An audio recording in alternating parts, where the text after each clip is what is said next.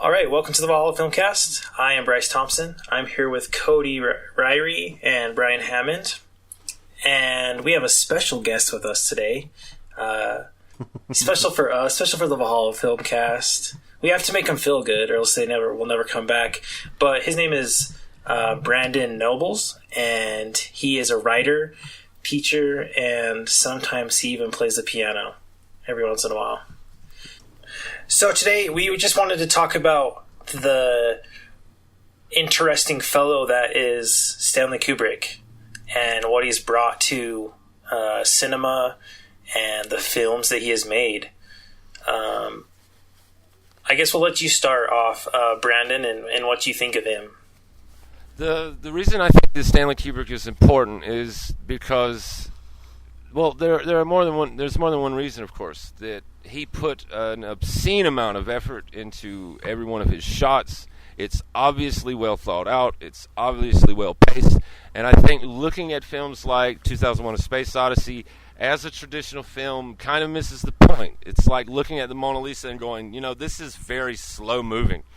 And you don't really appreciate the aesthetic of it if you're expecting, the hero's journey, or if you're expecting a traditional film. I think that's his most important film, even though I don't think that that's his best film. It's not my favorite film of his. I always like Dr. Strangelove the most because it's fucking great. There's everything about Dr. Strangelove is great. It was the first film I saw by Stanley Kubrick, and the reason I think he's still important is, like I said, he pays so much attention to every shot he does. He doesn't compromise. He's obviously pig-headed, but he has a purpose for his shots. And, justifiably, most of his, scenes that aren't known from his movies have filtered into pop culture, especially from The Shining, All Work and No Play Makes a Dull Boy, Red Rum, and, the guy riding the hydrogen bomb. All that filtered into our culture because of how expertly it was done and how quotable and memorable his films are. Mm-hmm. Yeah, I really liked Dr. Strangelove quite a bit. I thought that it was just wonderful. I remember watching it in high school and not liking it at all. Thought it was really boring. And then rewatching it when I was older and just thought it was amazing. Hardcore fans will look at some of his movies and go, "Oh, this is shit," and then they'll watch them a few more times, perhaps. Like the first time I saw A Clockwork Orange, I didn't think that it ended where it was supposed to end, and then I found out that that's the point. He had cut. I've used the word cutting. I must be disqualified. He cut the 21st chapter in the Anthony Burgess novel because it shows a dramatic shift in Alice's character. In the novel version, Alice grows up. He starts carrying around a picture of a child. He has all new friends. He wants to, better his life, and that kind of changes the point of the fable that people are born the way they are, and when they cease to be able to choose the way they are, they become a Clockwork Orange. They become wound up like a machine as opposed to something natural and flawed and very human. And, the idea that people do bad things because they have ulterior motives other than they feel good, I think is an outdated notion. Most people who do bad things don't think of themselves as Admiral Evil. They don't put themselves in black masks and go, "I don't want anyone to mistake me for a protagonist. Please play the trombones when I walk on the set. Please do this." What I like about Kubrick the most is I'm not really pretentious, but I came from a society that shunned artistry. There is a sort of backlash against intellectualism, and a lot of people either find their identity by assimilating with their culture or rejecting it. I chose to reject it, not to be cool, but because I didn't really like Deliverance. Or Song of the South. Hey. Yeah, that's a little more apt. I would saw say. that recently. Song of the South. I've My actually seen Song of the still South. Has a copy of that film, and she has no idea why that's bad. It's probably worth several $100s. It's rough. continue, please? I had a thought, and then I yielded it to someone who would not say cutting.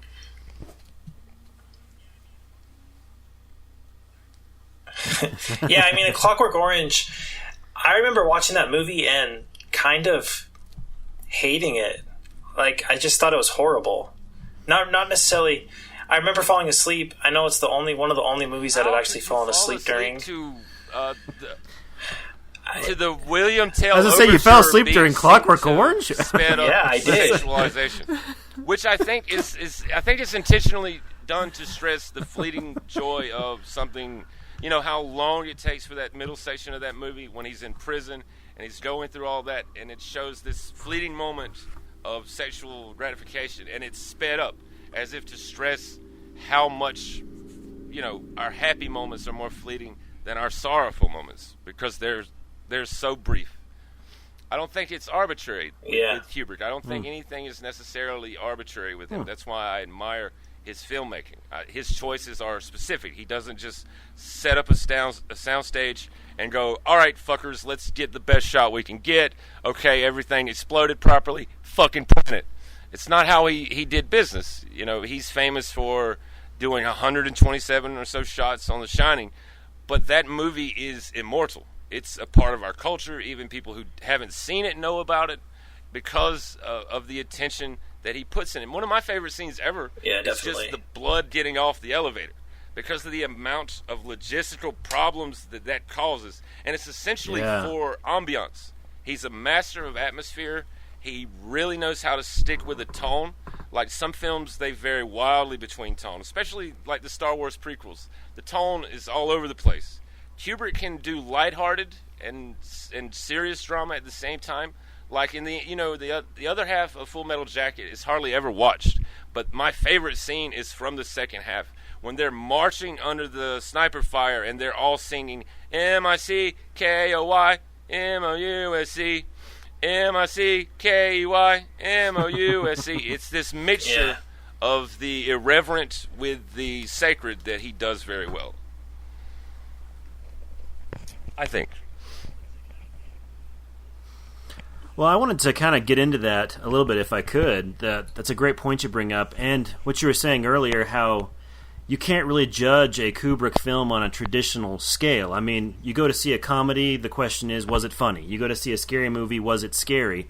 And Kubrick's he's after a different fish. He's not after the normal stuff. He's here to change your whole idea of what a scary film is and could be. And a question I wanted to get at, I guess, is when do you feel like that kicked in? I mean, because I've seen a lot of the early Kubrick. The best thing about early stuff, he's very talented from the very beginning, but his early stuff seems to me, at least, to be a little more mainstream. And I wondered when your thoughts were on when he switched. I think that he switched after The Killing. The Killing was go ahead. A film he did about a robbery, and it was done, I think, before. I think he did Dr. Strangelove right after The Killing, and I think his great switch was getting Control.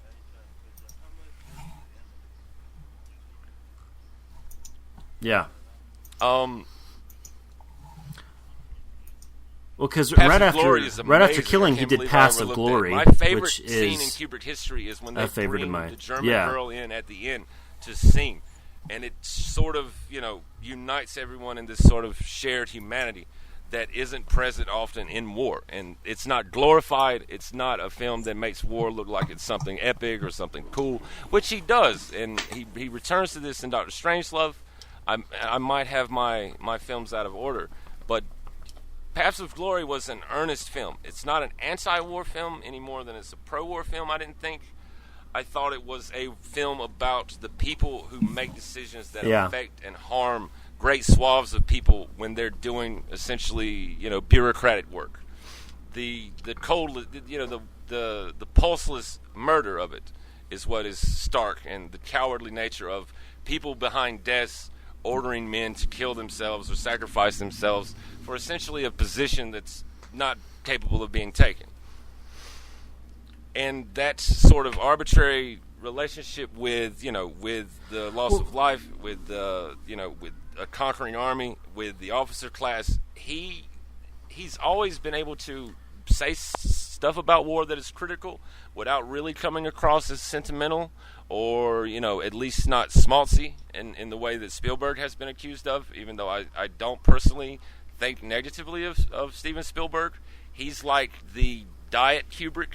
Like, he makes a sort of Kubrick, like a sort of appeal. Like, he has the pretensive artistry as well.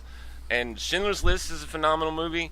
It was made the same year he made Jurassic Park. Can you imagine the split in fucking compartmentalization when you have to do those types of movies at the same time? And AI is not a bad movie. If you end it when he finds the blue fairy, it becomes a decent film. After that, it's bullshit. Up until that point, I think it's fine. I think it's an earnest quest about someone trying to be real or trying to be, a better thing than they are. Not necessarily a retelling of Pinocchio, because Pinocchio didn't have fucking hooker androids. But that's Pinocchio's fault, not AI's. If Pinocchio could have benefited from anything, that's right. It could have been. That's right. You blame that on that Italian author. Yeah, it's his fault for leaving that out. Been Jude Law as a male prostitute.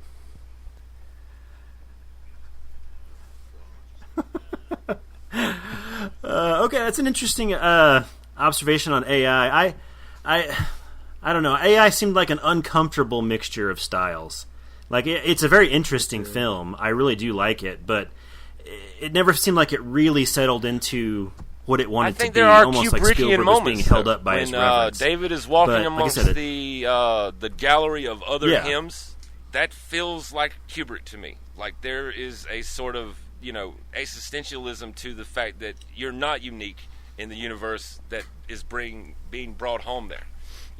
He's standing amongst an aisle of identical replicas to him. Yeah. In the face of this, you have to conclude you are not unique, and your idea of self is something that has been programmed into you, whether it's by DNA, whether it's by whatever the shit Dr. Nooney and Soon used to program Data. It's still a sort of programming that builds your character. Look, Data is the most human character on The Next Generation. He paints. He has a nice cat relationship. He writes poetry. He plays the violin and the guitar. He has more human interests than the rest of the entire crew,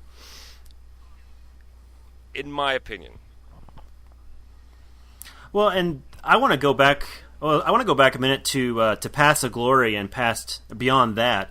For me, Paths of Glory was, I don't know, the angriest movie that Kubrick ever made. I think there's a lot of anger, and then at the end there's that release that you were talking about with the German girl who would become Mrs. Stanley Kubrick later on, by the way. And after that, it seemed like he got much, what's the word, cooler, colder emotionally. And I wanted your thoughts on if that was an improvement, or maybe you disagree with that assessment. I don't know, but your thoughts. I think his breakthrough moment in film is the final scene in Paths of Glory.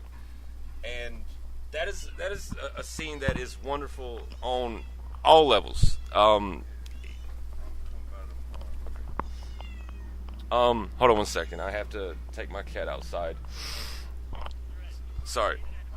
It's all right. Data has a cat. Brandon has a cat. It's perfect. Hold on one second, guys. It's working out. I'm going to murder this feline. Hold on. Yeah. I finally did an interview to talk about Stanley. Well, that's a little less Data-like, but yeah. Really, Merlin? Really?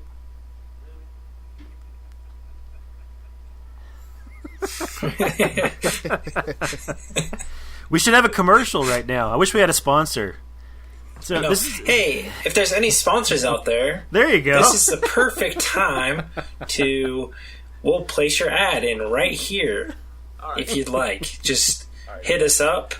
We're easy to contact. Let us know. I think from now on, if we ever have a commercial I didn't murder her. I incapacitated her under the Geneva Conventions of War. Okay. So I had a friend stop by, and I know how to politely tell him to fuck off. I wrote it down. I didn't say it. I think the change in Stanley Kubrick after Paths of Glory is he kind of became disillusioned by the process of looking at something and offering an obvious point of view, because you always get accusations of trying to push a political message. I never thought of his messages as political. I always thought of them as humanitarian or humanist in nature. He intends to ask more questions than he attempts to answer about, the nature of what makes people human, which is the most important question in 2001, even though everyone seems to want to give a fuck what the baby is at the end.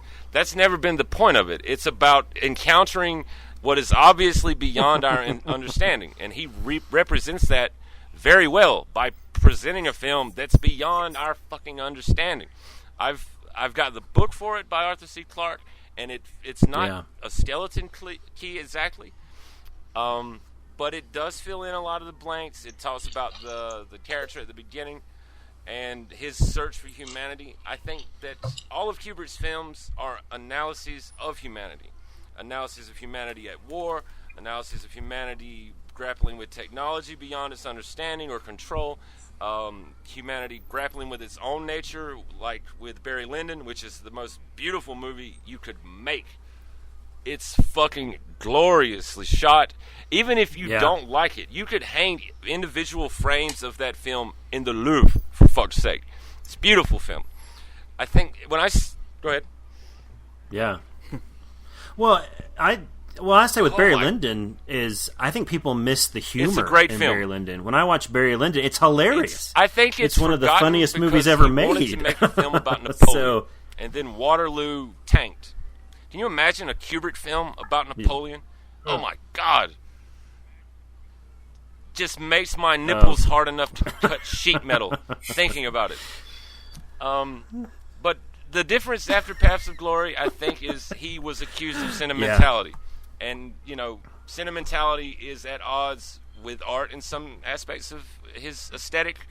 I never saw him as indulgent as much as he is accused of indulgence. I think of him as someone who is extremely just dedicated to the shot, or dedicated to the tone, or dedicated to context or thematic elements, which makes The Shining a great horror movie because it's not explicitly supernatural. It confronts us with a real horror. Domestic abuse, alcoholism, abused children, and madness. That is shit from our own world, and much more terrifying to me than the supernatural, because this is the natural. This is something that we deal with in our modern world. People lose their minds. They kill their families. That's more frightening to me than the supernatural elements of The Shining.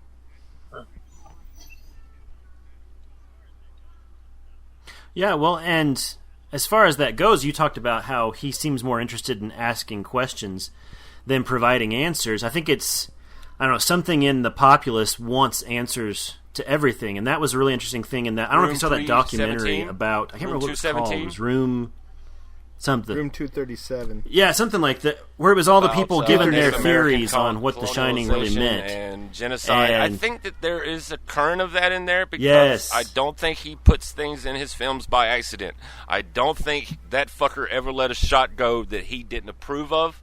Like, he went through his films, like, frame by frame. He edited his own films. He edited The Shining after it was released. And in theaters. Could you imagine someone today having the power to pull their film from a theater like he did with A Clockwork Orange in the UK? He pulled the film himself, personally. That is a type of control that is unheard of, and control is something that comes up again and again in his films. Like the conditioning at the beginning of Full Metal Jacket is a type of exercise in inhumane control. The putting of control into the hands of computers started with Dr. Strangelove, and it was taken to its logical conclusion with HAL 9000, who is still not as scary to me as Siri is.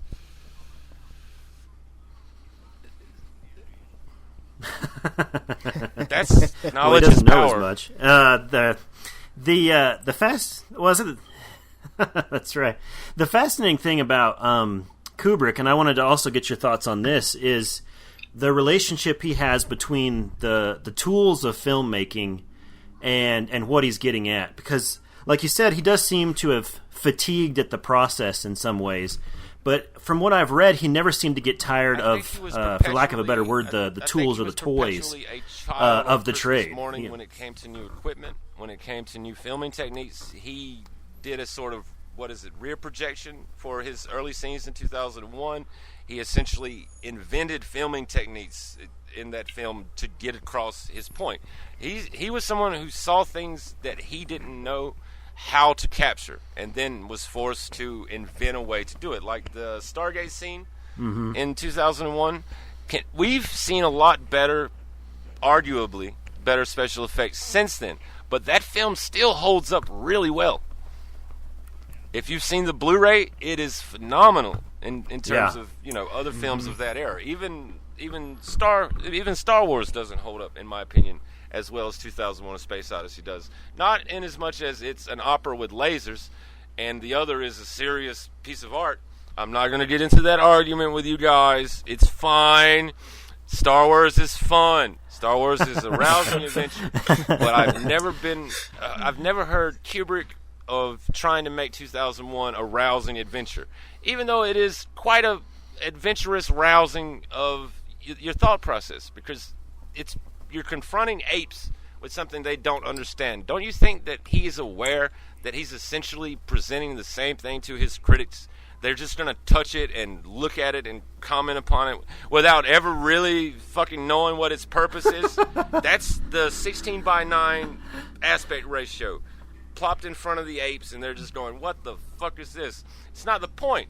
The point is how beautiful it is to the apes. The apes find the surface smooth, they find it intriguing, and it makes them evolve. I think that was his intention, to look at something without any obvious explanation and apply the Sherlock Holmesian, if you discount the impossible, whatever remains, however improbable, must be the truth. And there's a lot of possibilities for the extraterrestrial intelligences in 2001. There's a lot of possibilities for the supernatural in The Shining, but it's never made implicit, which I think serves his type of filmography and his type of film, because he revels in ambiguity. Ambiguity is good. It doesn't serve us what we're supposed to think on a platter and go, all right, eat your fucking popcorn. That's not how I don't mean to be pretentious. It comes natural to me. But I think it should be admired. I think it should be admired, the extent he went to make films the way he did. And any filmographer, like I've said, they can learn from him simply from the amount of attention he puts into his films, the amount of effort that is obvious in everything he's ever done. He cares about atmosphere. He cares about tone. He makes the settings a character, like Ridley Scott did really well in Alien.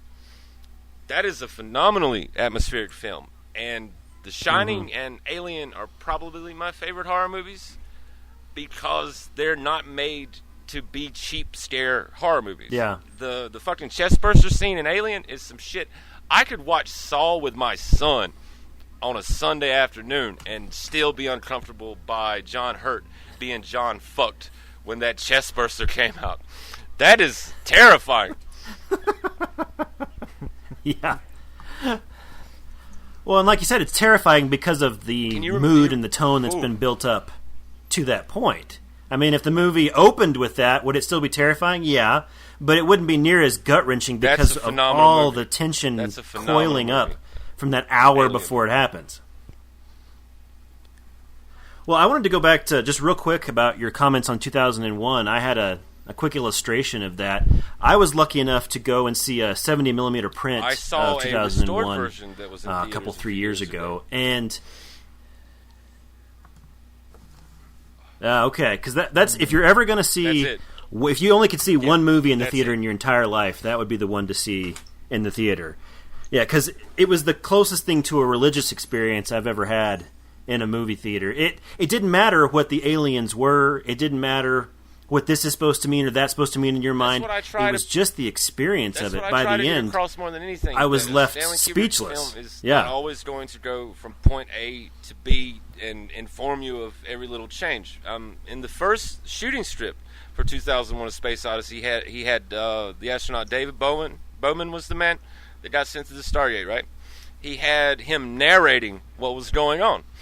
And he cut that out because he wants you to be a part of a subjective experience. I don't think that he has the answers. He's asking people to provide their own answers as to what such a journey might mean, what such a journey might mean for humanity, or what the journey might mean for themselves. And it is a really impressive piece of film. And I think it will hold up for as long as films are preserved because of its enigma. It's enigmatic. It has that sort of religious reverence around it, and I don't think it's unearned. I think it's well earned. And remember, the film he did before that was a black and white film, and the fucking relishing in color in 2001 is breathtaking. I can't watch it ever without thinking, holy shit, this was created not digitally, it was created by a guy in a fucking studio, and it's really very atmospheric. No one had put realistic looking planets in films before. It had never been shot from the perspective of space like that, and it still holds up because the kind of care he put into it. Like you said, it's a religious experience, especially if you're on LSD. But then again, so is Scooby-Doo and Zardoz if you're on LSD. Yeah, so that brings the bar way down. But yes, the thing that's so fascinating to me about 2001 is, if I'm correct, they made it before we had landed on the moon. And so, we don't know what the moon looks like, and yet you can still watch that movie today, and it doesn't jar you out of the movie. You're like, the moon doesn't... No, it looks like the moon. It looks like the surface of the moon. The lunar landing is that he would never have let such shitty quality film be released. Never. He would have reshot that shit 100 times. He would have had the stars in the proper location.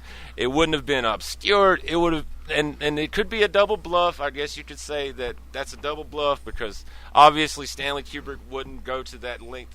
Oh, but yeah, he tortured Shelley Duvall just to get her to walk back up stairs properly. You don't think he would want to go all out in fooling the American public? Which is... Yeah, especially the American public. Yeah, absolutely. Now, I have an impossible question to ask you. And however you want to... Go ahead. Okay. Well, me first. We like to ask this question of people to kind of distill down. And like I said, with Kubrick, this might be impossible to answer. But the question is, if a person comes to you and they have never seen a film by a filmmaker, in this case Stanley Kubrick, and you can only give them one movie to watch that will tell them what they need to know about this filmmaker, what is the one movie you choose to have them see? Shit. The first Stanley Kubrick film I saw was Dr. Strangelove. I saw it because my father was a military man, and he thought that it was a more accurate depiction of how silly it all becomes when you're involved in that kind of, that political intrigue behind the scenes and stuff like that.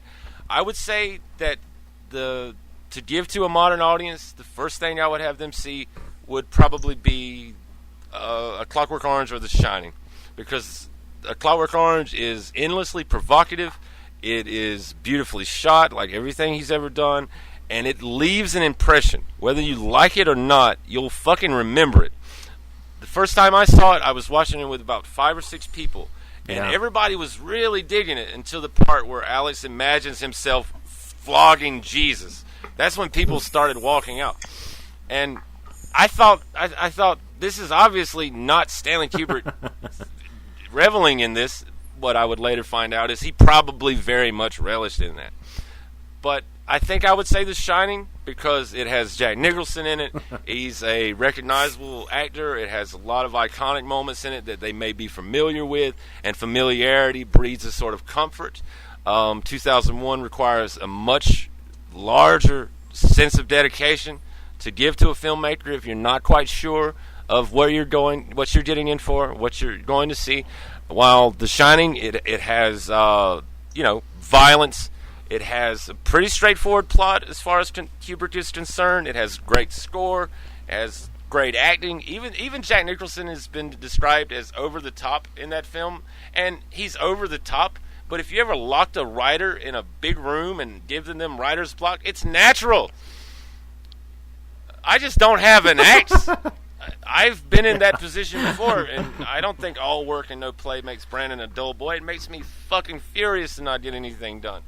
I think it's the most relatable, but that's hard. That's hard to say again because his films are content to be baffling, and I don't think they're baffling just for the sake of being baffling, like some twist endings are, especially with M. Night Shyamalan.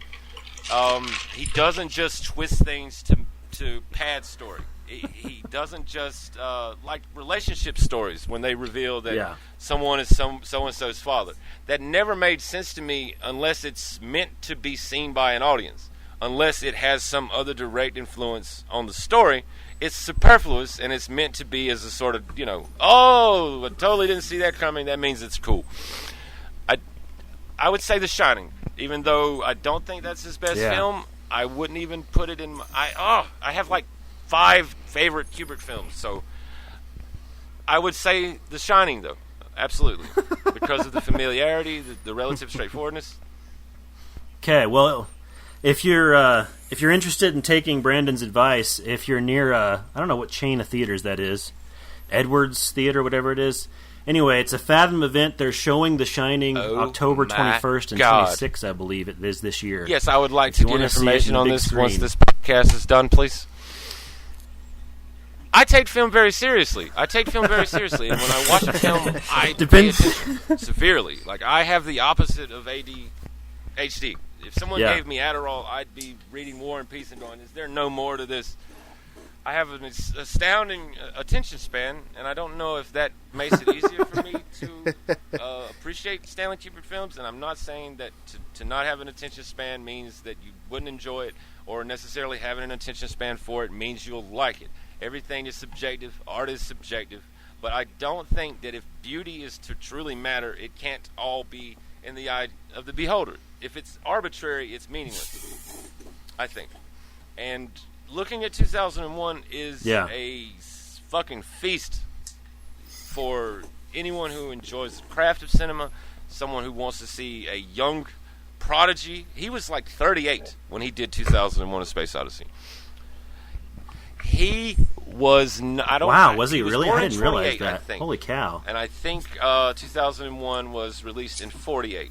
In 68. So he was fucking right near 40 when he did that.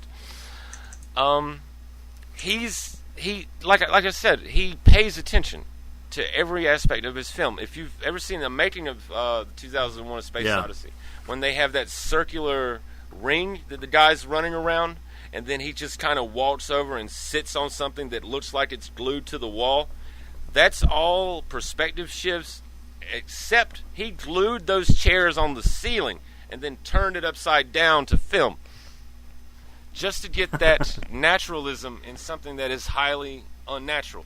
When he put in the space toilet, he wanted to make sure it actually worked in space before putting it in his film. That's the type of attention to detail that it should be admired in any craft.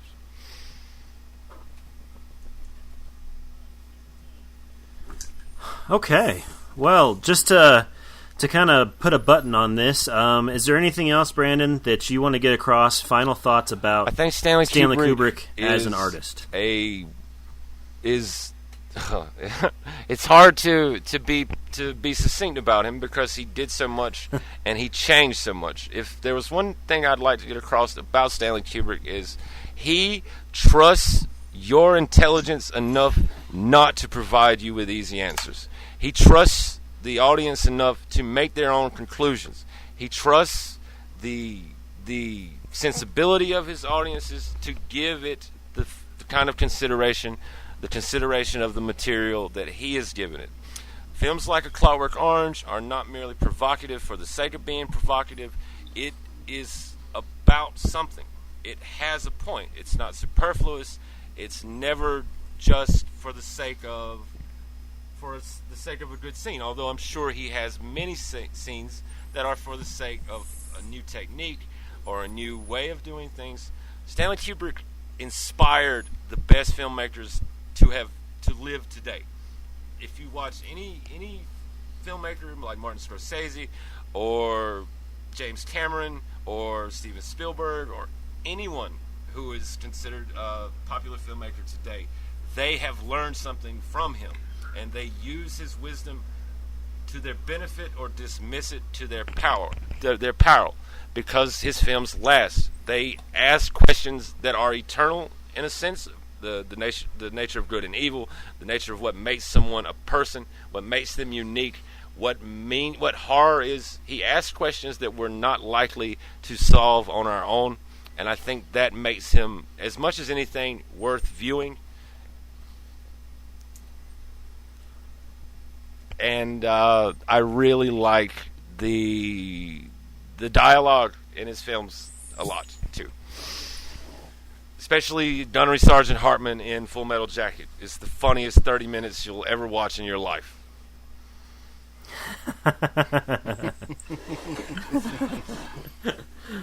Oh, man. Cool. Well, if that is it, does anyone else have anything else to say about Stanley Kubrick at all? I mean, I feel like we're good. We're good. That was a great conversation. Yeah. I don't think that I could.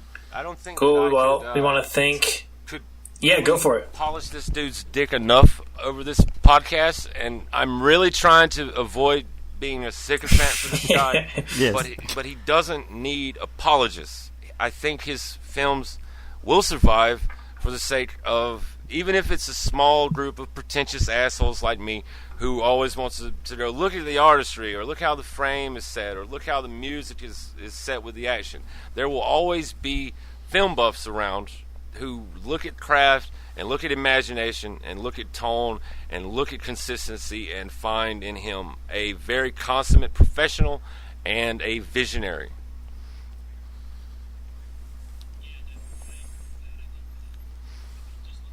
Yeah, definitely. I agree with that. I think that, I mean, just look how long, It's not his going to films stop. have lasted. Avatar so has far. already been forgotten. I mean, Avatar was the biggest film ever, and Yeah, I people remember totally agree. Papa Dragon, Yes. maybe.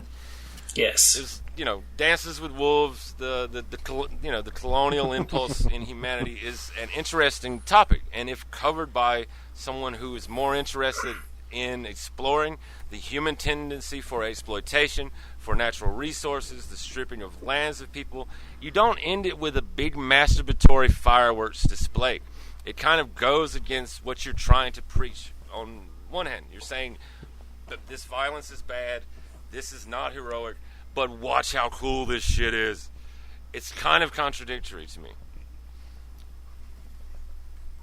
I wish he was still alive.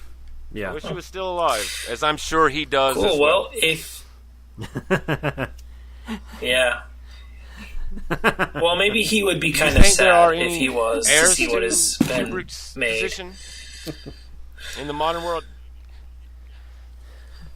Fincher, maybe. I think David Fincher's might be close.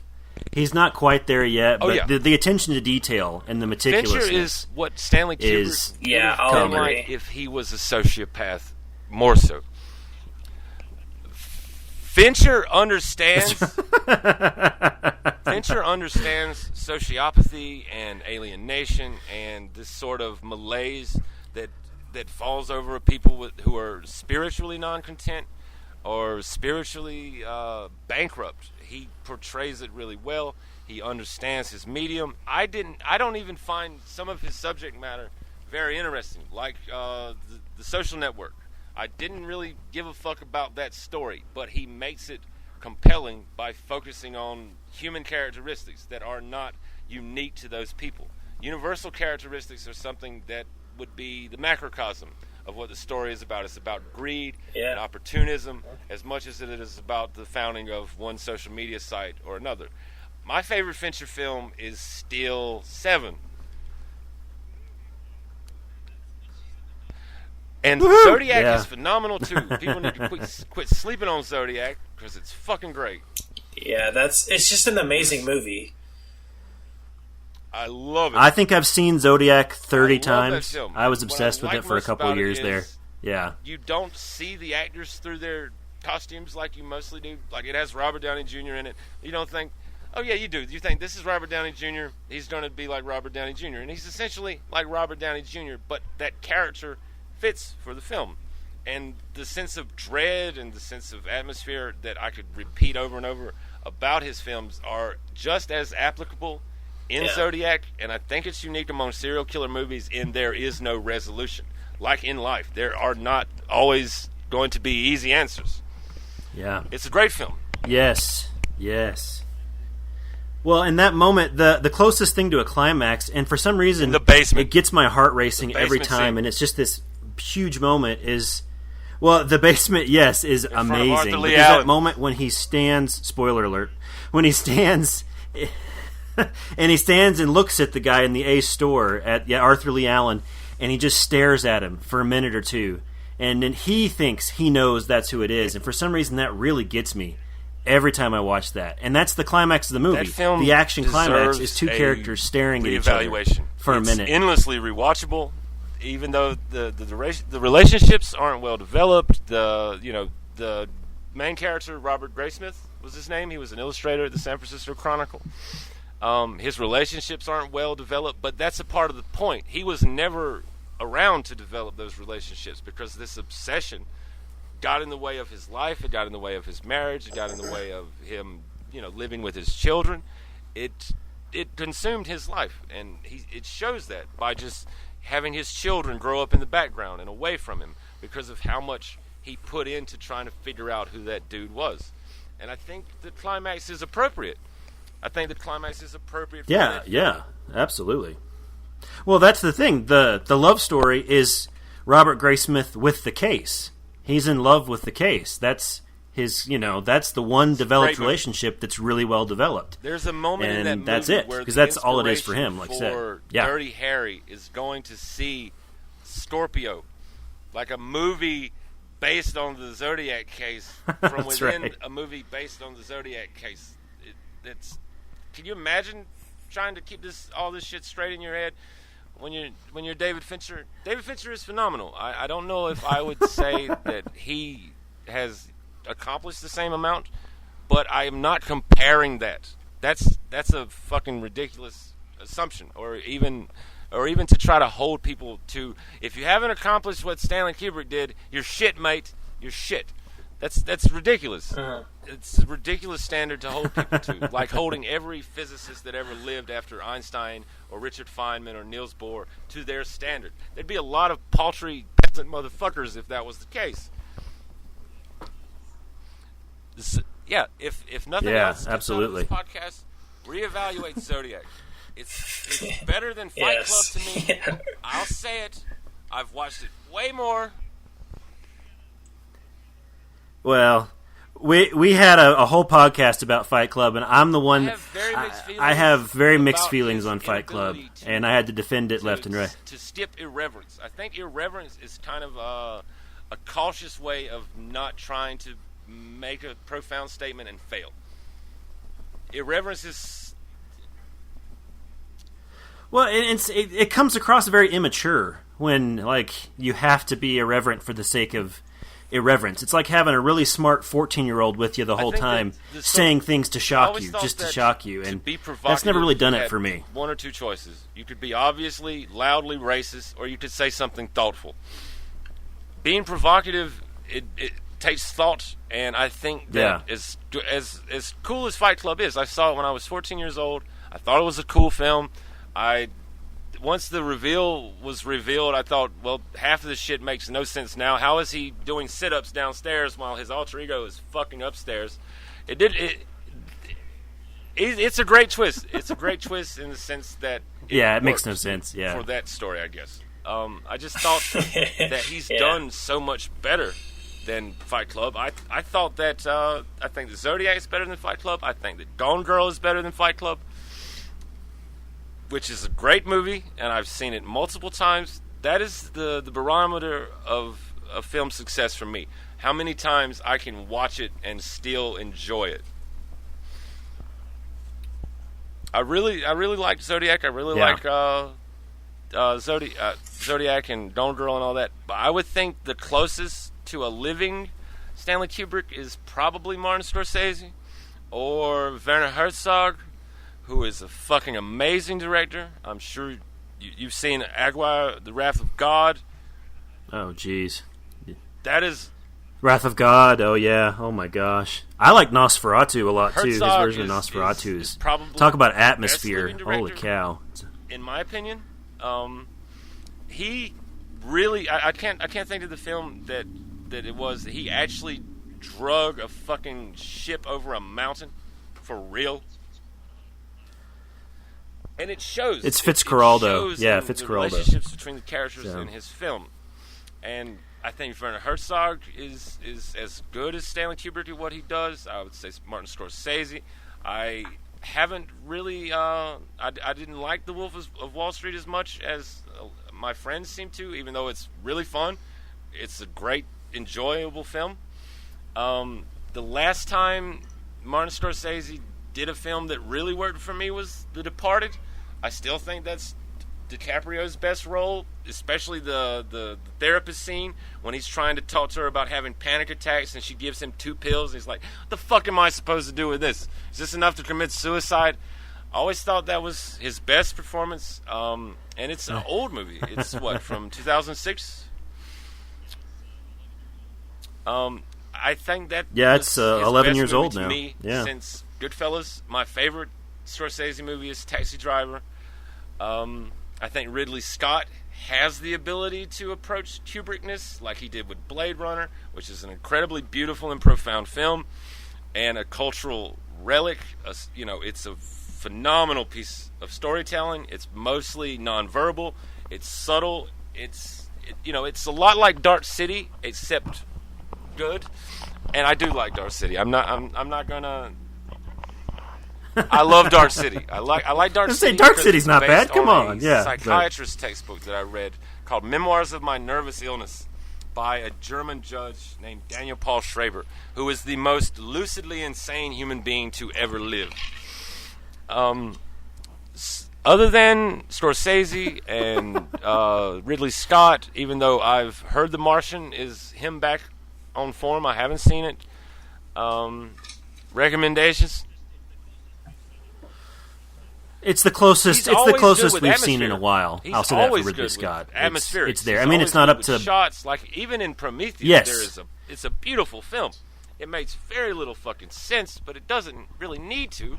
If you're trying to tell that kind of story, it needs more of a human element to make you give a fuck about the people. That's the first thing you have to do as a storyteller. No one gives a fuck about Harry Potter. It doesn't matter if he gets killed. And no one goes to see the part 15 of that story if no one cares. And Ridley Scott has that standoffishness that Kubrick has with characters. The difference is you get the sense that Ridley Scott is trying. That he's trying to imbue these guys with purpose and with humanity, and they act so inhuman. Like in Prometheus, they see like a penis vagina monster, and their first response is, yeah, like, what the fuck are you doing? You want to pet You're on it? a foreign planet. This thing could give you space AIDS. What the fuck are you doing? And the robot speaks Swedish. It's fucking not whatever the fuck he speaks, like some alien language. How do you know it's not arbitrary? How do you know it's not arbitrary or cryptograms? You don't, David. You don't know shit, stupid android. I think he was just there because Ian Holm killed it in the first Alien, and they wanted to retread that area. You remember when Ian Holm has been cut in half? Yeah. He's bubbling up all that milk and shit, and he's going, it is a superior life form. That is haunting. That is genuinely chilling to me. With the robots conspiring to get a woman pregnant with an alien baby in Prometheus, it seems like he's a part of the cast of The Young and the Restless. It's like, I'm going to get Samantha to have my baby. And if she don't take it, I'm going to just quit on her. It just seems like an absurdly elaborate plan. Like, why does every movie villain doesn't need an absurdly elaborate plan? Most people don't go through all the logistics of crashing trains into public places like in fucking Skyfall. They just shoot up crowds. It's easy. It's effective. And nothing is going to happen about it. Sorry, I got a little political. I do apologize for accidental politicalness. Well, we started with we tripped the into it. politics it's okay. of Deliverance, and ending with, let's stop shooting everyone. I think that's a nice little arc for us. We have learned nothing, and it's like the end of Zodiac. We kind of look at each other and go, are you full of shit? I'm not sure, but it's kind of okay because I'm done now. I try to... Nice. Look, I'm not by nature a funny person. I make jokes when I'm nervous. So if these don't land in post, please cut them out. I don't want to look like a dick. Like, add a laugh track. Just add a laugh track. No promises. Add a obviously inappropriate laugh track, like when we mentioned the mysteries of no humanity. promises. I think they're hilarious, so they're sticking. Like a Jerry Seinfeld thing. We're talking about these human themes and all this, and you can have this irreverent undercutting. It's like putting a dick at the end of your reconciliation in a movie because you want it to be Fight Club. And there's the equivalent. I stick a dick into the podcast, there you go. And it ends irreverently undermining the entire message of the whole thing. Oh, that's and we've come full circle. Word to use. I would probably enjoy talking to you again more now that I know you're as critical of my stupidity as I am. Like before I did this, I messaged my friend. I was like, "Look, am I as stupid as I think I am?" And she was like, "What?" I was like, "Am I a fucking idiot? I wouldn't know. If I was truly a moron, I'd have no idea. I'd be running for president." And she said, "You're exceptionally smart." And I said, "Thank you. I'll mention this. By the way, Diana, I mentioned that. If you ever listening to this. Also, I'm sorry. Please forgive me." There you go. See, you're not running for president, so that's a pretty good level of your intelligence, I think. I'd rather go to Russia and fucking live beside the Kremlin than have to live around fucking talks of every time it's brought up, I feel like I've been defeated as a person. Like every time I hear of Stephanie Meyer or E.L. James, I think, I spent 6 years on one book and made like $1,500. Every time I hear their name, I have failed as a person. This society has failed us. It's like the Marquis de Sade forgot how to write on the toilet. Speaking of shit, it's nice. I always have this anticipatory feeling when the conversations are winding down. Like, even in person, I'm like, everybody's starting to slide towards the door, and I'm like, just tell me bye, asshole. Don't get me all worked up. Don't sag into a perpetual ending. There you go, Bryce.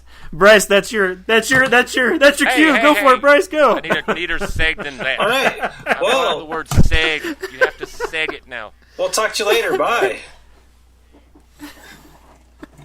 Oh, and real quick, before we go out though, Brandon, where do we find your stuff? If we want to read some of your stuff, where do we find it? Let us know. A lot of my shit. Other people's stuff is shit. I think George Carlin said, which is true. It's I would say the last vestige of the mediocrity is being prolific, and I am prolific if nothing else. I've written on a wide variety of subjects, most of which I know nothing about, but I'm American. That's our nature. I write about issues in philosophy and in biology and science, but I would prefer to write short stories. I prefer to be a novelist. I write stuff like that because I just can't shut the fuck up, apparently. Well, if you like movie writing, I can recommend Brandon's essay on the killing fields. Very thought-provoking. I watched that film like really 6 interesting times read. So over the course of my writing endorsement. that, because I was applying to write for a website that I'm not going to name, and it was Cinefix or Cineblend or something, and they usually have these top 10 lists about movies, and it really fails to look at movies to that extent, to put them under that sort of microscope, to look at the full range of what's being said. It's just, it divides films into what's cool about them and what's not cool about them, which misses the point of subjective experience. I mean, obviously not everyone is going to be touched in the same manner by a film, especially not something as brutal as The Killing Fields. And that essay was written as, I wanted to write about movies for a website. because I don't see that kind of analysis in film. I see, and I like it for the most part. A lot of modern film review is irreverent and humorous, and there's a lot of good critique there. There's a lot of legitimate and intelligent critique there. There's just a sort of disconnect. There's no other side to that coin. There's no literal, textual analysis. I grew up as a literary critic, which is just writing about books and not criticizing them.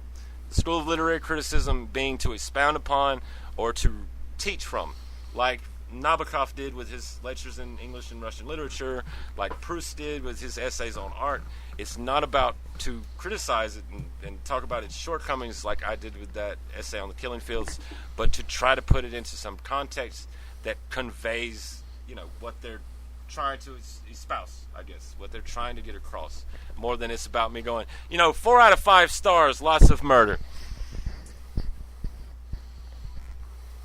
I'm glad you had me on the show. Yeah. I like talking to people that don't assume I'm an asshole, which is rare. Cody, I know, I hear you. Cody. It is a knowing laugh. It's a knowing laugh, but yes.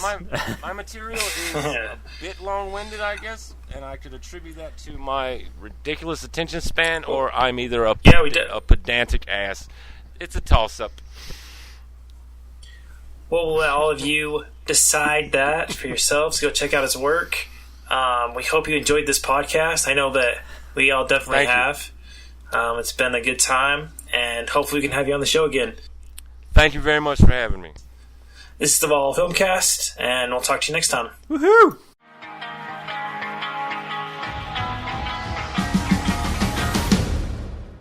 The following views, opinions, and commentary are the sole property of the Valhalla Filmcast. Any unauthorized reproduction without prior consent is prohibited. Any incidental music, audio clips, or film trailers are used for the sole purpose of film criticism and commentary as allowed under the Fair Use Act.